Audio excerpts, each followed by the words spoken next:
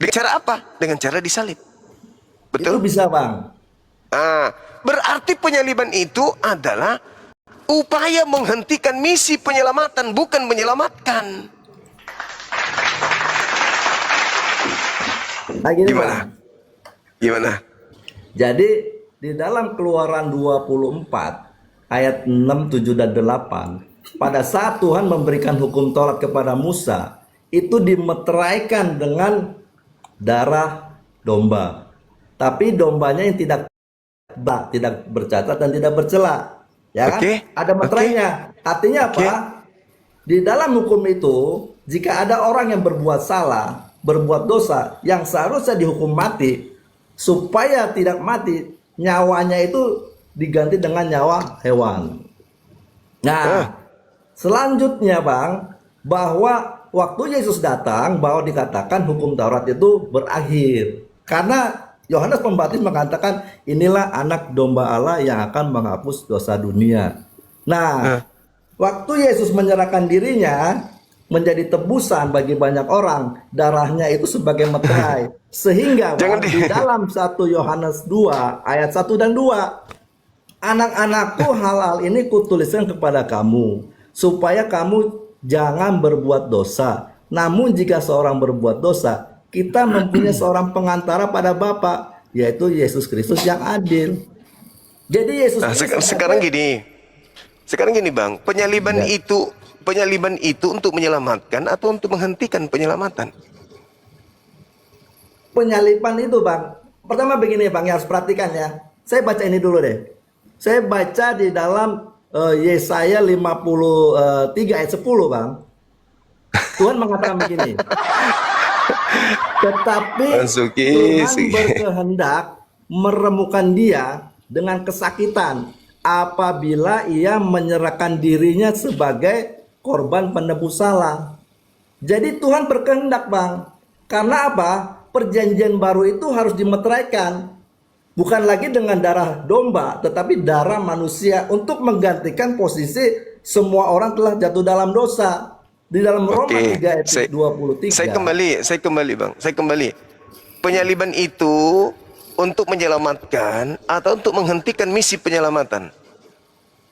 Menyelamatkan Bang. Oh, jadi menyelamatkan.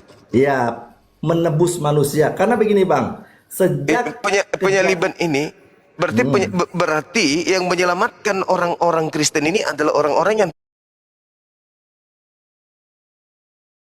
tidak. disalibkan Bang, itu untuk menebus seluruh manusia Bang. Ya, itu konsep Seluruhnya. Kristen. Itu konsep Kristen. Saya ulang.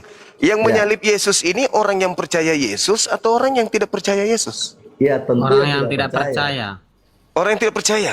Tidak Berarti percaya. percaya. keselamatan Kristen berasal dari orang yang tidak percaya kepada Yesus. Itu bisa saja mengatakan demikian Bang. Karena memang Karena sesuai apa fakta. Bang? Sesuai fakta kan? Ya, gini Bang. Sejak manusia pertama jatuh dalam dosa, dunia ini dikuasai oleh si iblis Bang. Sehingga dunia ini menjadi kerajaan kegelapan. Siapapun orangnya di bawah kendali iblis Bang. Sampai imam kepala ahli Taurat pun diberi hukum tapi tidak bisa melaksanakan Bang. Iya, iya.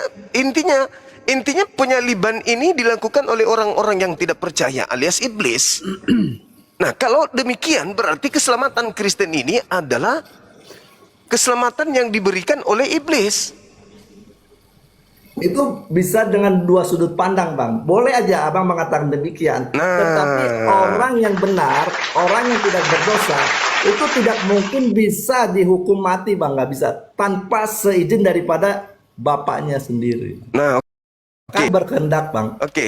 Sekarang Ya. kalau begitu tolong tunjukkan di mana Bapak berkehendak menyelamatkan orang berdosa dengan mengorbankan orang yang tidak berdosa. Di mana dalilnya? Saya coba baca ini dulu Bang ya. Kalau Abang memahami ayat yang ini Bang, perhatikan ya. 1 Yohanes 5 ayat 19 ya. 1 Yohanes 5 ayat 19 dia Bang katakan Jom, begini izin Bang. aku tutup kamera bentar. Aku bakar rokok satu batang dulu. Kalau mau abang selesai baru saya lanjut ya. Oke. Kita tahu bahwa kita berasal dari Allah dan seluruh dunia berada di bawah kuasa si jahat. Nah, jelas ya. Nah, sekarang sudah tahu Bapak melihat dunia itu di bawah kuasa si jahat, tetapi dengan sengaja ia mengutus anaknya ke dalam dunia. Yohanes 3 ayat 16. Karena begitu besar kasih Allah akan dunia yang gelap ini, yang dikuasai oleh si iblis, dia utus tuh anak. Kalau Dengan percaya sama sengaja, dia Bang. nggak binasa kan? Tujuannya Bang, Supaya supaya percaya. anak yang kudus itu membawa terang Bang di dalam Iya, kegelapan. supaya dia bawa siapa hidup. yang percaya kepada dia tidak binasa. Betul. Nah, terus kenapa harus jadi Katolik? Kenapa harus jadi Kristen kalau gitu? Bukan soal Kristen atau Katoliknya Bang, tetapi orang yang Enggak. hidupnya seperti Ka- Yesus itu yang selamat Bang. Kalau percaya kan kata Yesus di dalam Yohanes 14 nomor 12, kalau percaya melakukan pekerjaan-pekerjaan yang aku lakukan. Kan begitu? Iya. Nah, terus kenapa jadi Katolik? Kenapa jadi Protestan? Oh, maksudnya melakukan apa pekerjaan-pekerjaan itu seperti menyembuhkan orang sakit, mengusir Bukan. setan. Itu pekerjaannya Bukan. Bang. Melakukan hukum Taurat. Iya, Melakukan kalau melakukan hukum Taurat ya itu udah pasti. Melakukan apa yang menjadi kehendak Elohim. Itu yang dilakukan oleh Yesus. Ya. Nah, terus kenapa Kristen Katolik tidak melakukan apa yang dikehendaki oleh Elohim? Mungkin banyak orang Kristen atau Katolik dia tidak melakukan seperti pekerjaan Yesus itu menyembuhkan orang sakit, mengusir setan, Bang. Tetapi dia harus melaksanakan hukum itu, Bang. Itu paling utama. Tadi kan saya sudah bacakan, Yesus mengajarkan bagaimana menggenapi hukum Taurat di dalam Matius 7 ayat 12. Enggak, maksud saya gini loh. Ketika Yesus dipercayai oleh orang-orang pada zaman itu, Yohanes 17 nomor 8, segala firman yang Engkau berikan telah Aku sampaikan, telah mereka terima dan mereka telah percaya bahwa Engkau yang telah mengutus Aku. Orang-orang murid-muridnya ini selamat memperoleh hidup yang kekal dengan hanya percaya kepada Yesus sebagai Mesias yang datang kepada mereka, tanpa harus menjadi Katolik, tanpa harus menjadi Kristen, tanpa harus menjadi Advent, tanpa harus menerima salib, tanpa harus melihat guru mereka mati korban darah untuk mereka. Mereka sudah memperoleh hidup yang kekal itu. Jadi penyaliban ini berasal dari orang-orang yang tidak percaya kepada Yesus. Dengan kata lain, penyaliban adalah upaya iblis untuk menghentikan misi penyelamatan. Kenapa Yesus tidak diberikan? Kenapa Yesus tidak diberikan ruang untuk melakukan penginjilan saja? Kenapa harus ada sandiwara salib? Kenapa enggak dia menyelamatkan saja sesuai dengan misinya? Yaitu percaya kepada dia sebagai utusan Tuhan untuk kaumnya Bani Israel. Titik. Jadi kalau misalnya ada upaya untuk membunuh Yesus, itu berarti upaya untuk menghentikan misi penyelamatan yang Yesus lakukan. Salib inilah bukti bahwa upaya iblis untuk menghentikan misi penyelamatan yang dilakukan oleh Yesus. Salib itu upaya iblis untuk menghentikan Yesus menyelamatkan umat manusia. Sehingga apa yang sekarang terjadi? Iblis memutarbalikkan tuh penyaliban itu untuk menyelamatkan. Di mana dalilnya salib untuk menyelamatkan itu? Di mana dalilnya dari Elohim? Ada dalilnya dari Elohim bahwa membunuh orang benar itu bisa menyelamatkan orang-orang yang berdosa. Itu di mana dalilnya? Tadi Bang Zuma sudah bacakan bahwa di dalam Yohanes 17 ayat 8 segala firman telah dia sampaikan. Ya. Sudah selesai Bang. Nah, Sudah selesai. makanya Matius 20 itu ayat 18, sekarang kita pergi ke Yerusalem. Anak manusia akan diserahkan kepada imam-imam kepala dan ahli Taurat, dan mereka akan menjatuhi dia hukuman mati, dan mereka akan menyerahkan dia kepada bangsa-bangsa yang tidak mengenal Allah, supaya diolok-olok, disesat, disalibkan, dan pada hari yang ketiga ia akan dibangkitkan. Sudah selesai pengajarannya Bang. Itu Matius 21 kan? Matius 21. Itu Matius 21 bukan Matius 20. Matius 21. Nah, 16. Kalau di Matius 21, Matius 16 nomor 21 sampai 23. 16. Matius 21. Bukan 16.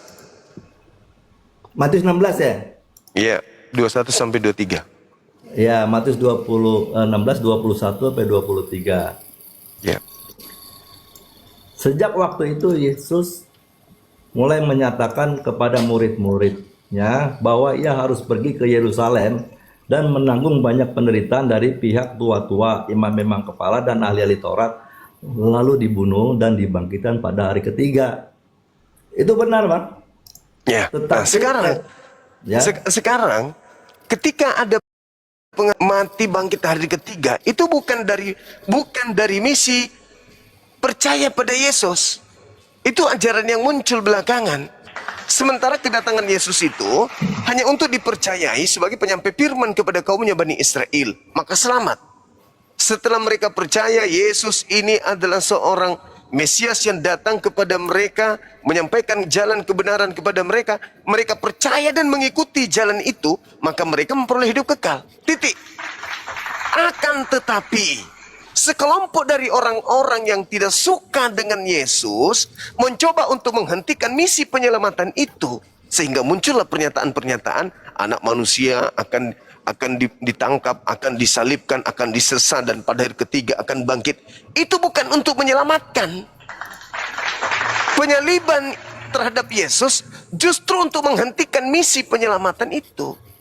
Yang menjadikan penyaliban itu kembali menjadi sesuatu yang bermakna bagi kehidupan orang-orang yang ada percaya kepada penyaliban, itu Paulus. Pauluslah yang kemudian meramu penyaliban ini menjadi keselamatan bagi orang-orang di luar Bani Israel. Sedangkan bagi Bani Israel, penyaliban itu adalah eksekusi mati terhadap orang benar untuk menghentikan orang benar, terhadap orang yang sesat untuk menghentikan pekerjaan sesat yang mereka lakukan. Nah, adapun salib nanti dijadikan sebagai simbol keselamatan bagi orang-orang di luar Yahudi. Makanya penyaliban itu tidak diterima oleh orang Yahudi. Kenapa? Karena penyaliban itu hanya diberikan kepada orang-orang yang melakukan dosa besar yang sepadan dengan hukuman mati. Makanya orang-orang Yahudi memfitnah sekuat tenaga Yesus ini agar Yesus berhenti melakukan pekerjaannya, agar Yesus bisa dikenai hukuman mati, yaitu penyaliban. Maka ketika dieksekusi mati Yesus, maka berhentilah saat itu juga misi penyelamatan yang dilakukan Yesus. Muncul belakangan ajaran baru. Misi penyelamatan adalah mati di atas tiang salib. Oh, bertentangan dengan ajaran Yesus itu. Itu bertentangan. Karena Tuhan mengutus Yesus untuk dipercayai, bukan untuk tidak dipercayai. Karena kita sepakat bahwa yang menyalib Yesus, orang yang tidak percaya kepada Yesus, berarti itu adalah kelompok yang lain. Kelompok yang bukan menjadi misi dari kedatangan Yesus. Misi kedatangannya untuk dipercayai. Sedangkan penyaliban terjadi oleh orang-orang yang tidak mempercayai dirinya. Makanya terjadi penyaliban. Belakangan baru diramu penyaliban itu untuk menebus kita dari kutu hukum Taurat. Dengan dia mati maka semua Taurat itu dihapuskan dengan darahnya, bla bla bla bla. Itu ajaran yang muncul belakangan. Begitu Saudara Zuki.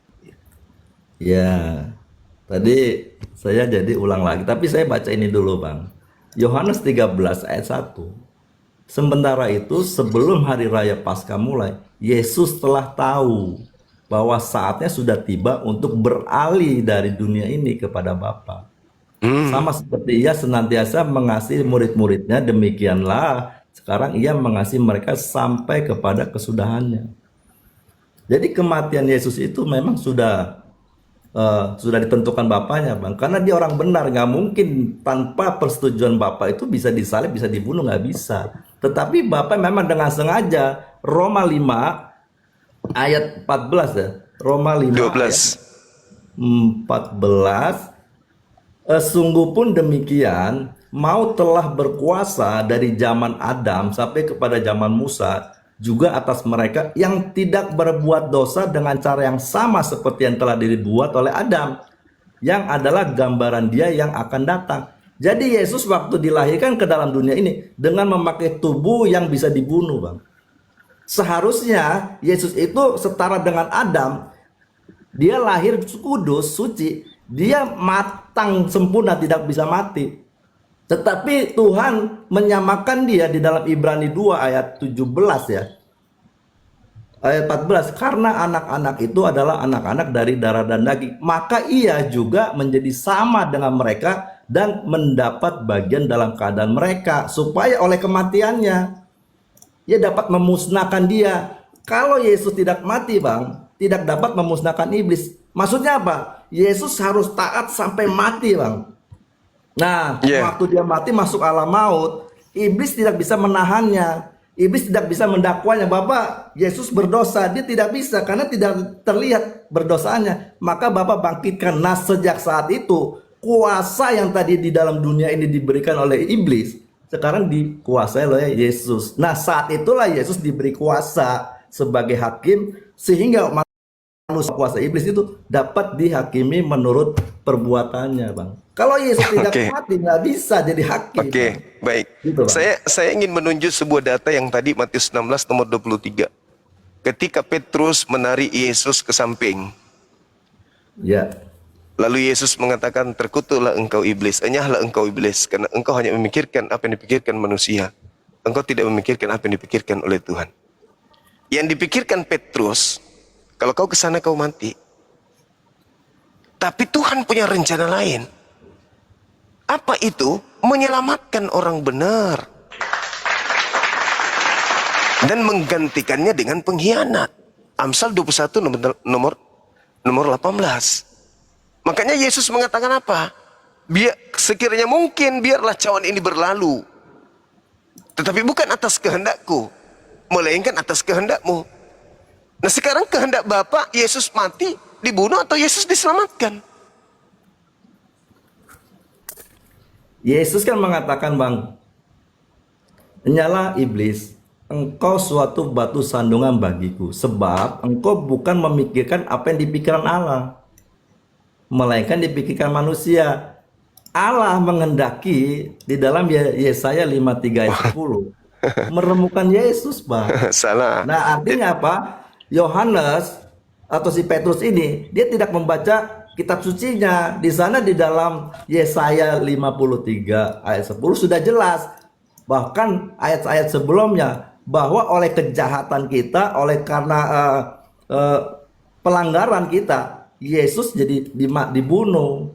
Itulah perilaku Ya. daripada keturunan-keturunan ular, yaitu imam Itu- kepala ahli Taurat itu, Bang.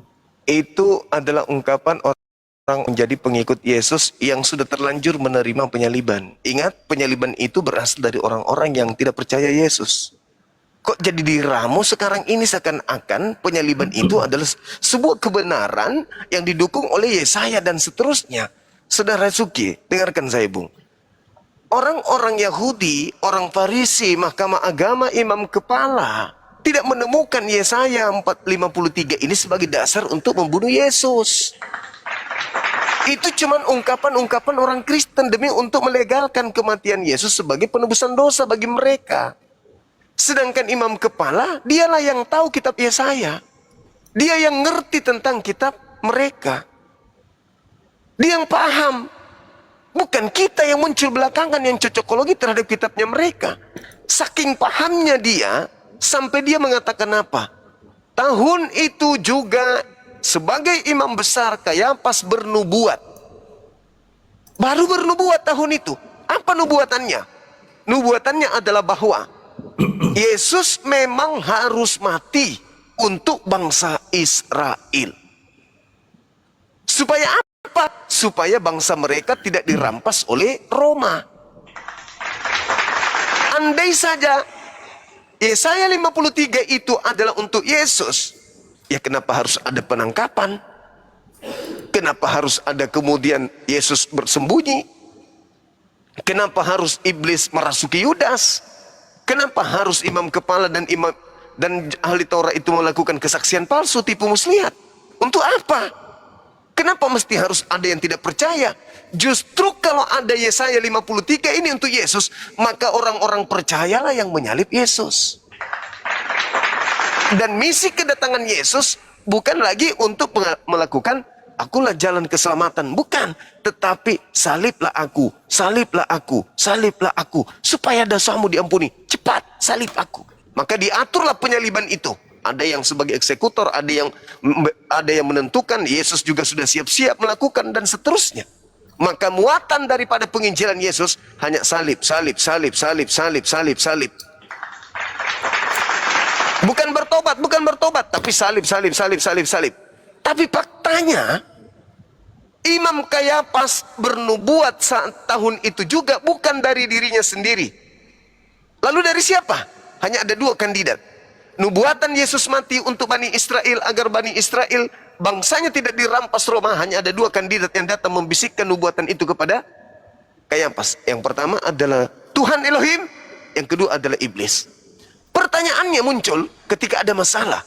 Ketika yang bernubuat membantu, yang memberikan nubuat ini kepada Kayafas adalah Elohim, lalu kenapa harus ikut iblis? Kenapa harus ada saksi tipu daya, saksi palsu? Kenapa harus tipu muslihat? Kalau dari Elohim, harusnya yang jujur lulus-lulus aja dong. Tetapi kalau iblis yang memberikan nubuatan itu kemudian kepada Kayafas, berarti penyaliban itu hadiah dari iblis. Karena kita tidak bisa mengatakan salib itu sudah dinubuatkan di Yesaya 53. Kenapa? Mau dikemanakan ahli Taurat, kemanakan imam kepala, mau dikemanakan orang Farisi? Mereka lah yang punya kitab itu. Kenapa mereka tidak tahu kalau itu adalah nubuatan untuk Yesus? Dan kenapa Yesus tidak tahu kalau itu adalah nubuatan untuk dirinya? Karena Yesus mengatakan bahwa di dalam Matius 24 nomor 26 dan juga Lukas 22 nomor 22 dan juga Lukas 24 nomor 44, aku memang harus pergi sesuai dengan apa yang tertulis tentang aku di dalam kitab Taurat. Sesuai dengan apa yang tertulis tentang aku dalam kitab Mazmur. Sesuai dengan apa yang tertulis tentang aku dalam kitab Amsal. Bukan di kitab perjanjian baru, tetapi di perjanjian lama. Nah sekarang Tuhan mengutus Yesus untuk dipercayai. Orang Yahudi terdiri dari dua kelompok ketika Yesus datang. Ada yang percaya kepadanya sebagai Mesias, maka melakukan pekerjaan-pekerjaan yang Yesus lakukan juga. Dan yang kedua adalah orang yang tidak percaya kepada Yesus. Orang yang tidak percaya Yesus inilah yang melakukan penyaliban. Berarti dialah yang menghentikan misi penyelamatan yang Elohim sampaikan melalui Yesus. Dialah mereka orang-orang yang menyalib Yesus ini yang menghentikan misi itu. Kalau Kristen kemudian muncul belakangan menerima hadiah dari penyaliban, yaitu derita Kristen. Itu derita Kristen. Saya hanya meluruskan bahwa Yesus itu datang untuk dipercayai sebagai Mesias bagi kaumnya. Siapa yang percaya kepada Mesias ini, maka dia berdasarkan pengakuan Yesus di dalam Yohanes 14 nomor 12. Barang siapa yang percaya kepadaku, maka dia akan juga melakukan pekerjaan-pekerjaan yang aku lakukan. Barang siapa yang mengasihi aku, kata Yesus, barang siapa yang memegang perintahku dan melakukannya, dialah yang mengasihi aku. Barang siapa yang memegang perintahku dan melakukannya, dialah yang mengasihi aku. Dan barang siapa mengasihi aku, ia akan dikasihi oleh Bapakku, dan aku pun akan mengasihi dia dan akan menyatakan diriku kepadanya. Barang siapa yang memegang perintahku dan melakukannya, dia telah mengasihi aku. Apakah yang menyalib Yesus itu mengasihi Yesus? Tidak. Barang siapa yang mengasihi aku, aku akan datang kepadanya. Aku akan berkenan kepadanya. Aku akan ada bersama dengan dia yang mengasihi aku. Nah sekarang orang-orang yang menerima penyaliban seperti Kristen Katolik, apakah orang yang mengasihi Yesus? Tidak. Justru orang yang mengaminkan pekerjaan orang-orang yang membenci Yesus. Itulah Kristen Katolik dan sekte yang lain. Lalu setelahnya dia ramu tuh, diramu. Oh ini dia memang harus begini. Itulah cara-cara bagaimana supaya penyaliban itu bisa diterima oleh dunia, bahwa penyaliban itu adalah misi keselamatan. Padahal nonsen. Penyaliban itu adalah cara iblis menghentikan upaya penyelamatan Tuhan akan dunia ini melalui Yesus. Silakan saudara. Jadi proses kematian Yesus, Bang, sebenarnya sudah dijelaskan di dalam Matius 21 oleh Yesus. Dia menjelaskan di dalam suatu perumpamaan kebun anggur. di dalam Matius 21 ayat 33 sampai 46, di sana ada tuan tanah itu kepada Bapak ya, menunjuk kepada Bapak. Lalu ada kebun anggur. Kebun anggur itu bangsa Yahudi. Lalu di sana ada pagar, Bang. Pagar itu adalah hukum Taurat yang membentengi mereka, hukum Taurat, Bang. Lalu ada penggarap. Penggarap itu dijelaskan di ayat 43-nya. Itu adalah imam-imam kepala. Lalu di sana ada hamba-hamba. Hamba-hamba itu adalah menunjuk kepada nabi. Lalu yang terakhir adalah anak. Jadi kalau saya baca begini, Bang. Dengarlah suatu perumpamaan lain adalah seorang tuan tanah membuka kebun anggur dan menanam pagar sekeliling. Ia menggali lubang tempat memeras anggur dan mendirikan menara jaga di dalam kebun anggur itu. Kemudian ia menyewakan kebun itu kepada penggarap. Jadi memilih bangsa Yahudi, lalu diberikan hukum Taurat. Di situ ada pemimpin, yaitu imam kepala. Lalu tuan tanah itu, Bapak itu mengutus nabi supaya untuk memperoleh mengambil bagian dari hasil kebun anggur itu. Artinya apa? Pertobatan dari umatnya ini harus diberikan kepada nabi. Tetapi mereka bunuh. Dia kirim nabi, dia bunuh. Lalu ayat 37-nya dikatakan begini, akhirnya ia menyuruh anaknya kepada mereka. Katanya, anakku akan mereka segani. Nah, ayat 38. Tetapi ketika penggarap-penggarap itu melihat anaknya itu, mereka berkata seorang kepada yang lain, ia adalah ahli waris. Mari kita bunuh dia supaya warisannya menjadi milik kita. Nah, seharusnya anak sebagai pemilik domba, anak sebagai pemilik umat yang telah diserahkan bapaknya kepada anak ini untuk digembalakan, mereka tahu.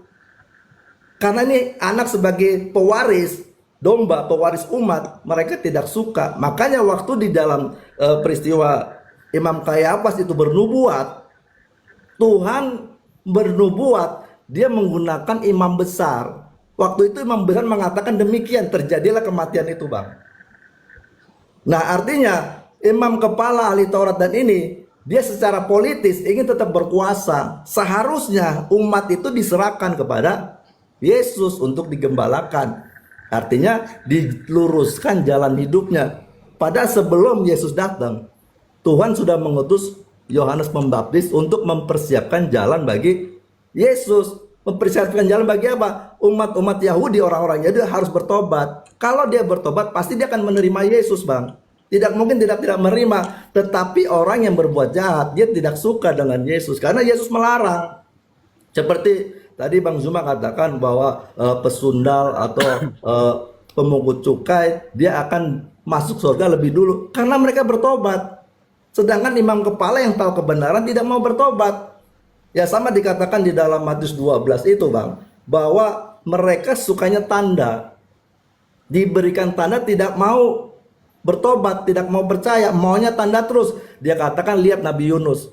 Dia diutus ke Niniwe tanpa di sana ada mujizat, mereka bertobat. Tetapi mereka ini senangnya dengan tanda sudah diberikan begitu banyak tanda, tetapi tidak mau bertobat. Padahal Yesus itu hikmatnya lebih besar dari Yunus. Juga hikmatnya lebih besar daripada Salomo. Mereka tidak mau, Bang. Nah, jadi artinya peristiwa penyaliban Yesus itu kronologinya, Bang, sebenarnya intinya mereka adalah tidak mau melepaskan umatnya kepada Yesus untuk diselamatkan. Nah, itu. Jadi penyaliban itu adalah cara untuk menghentikan misi penyelamatan yang Yesus datangkan kepada kaumnya Bani Israel. Jadi penyelamatan yang dilakukan Yesus adalah supaya mereka percaya bahwa dia adalah utusan Elohim untuk mereka. Mereka harus menerima dia sebagai utusan dan mengikuti ajaran dia sebagai utusan.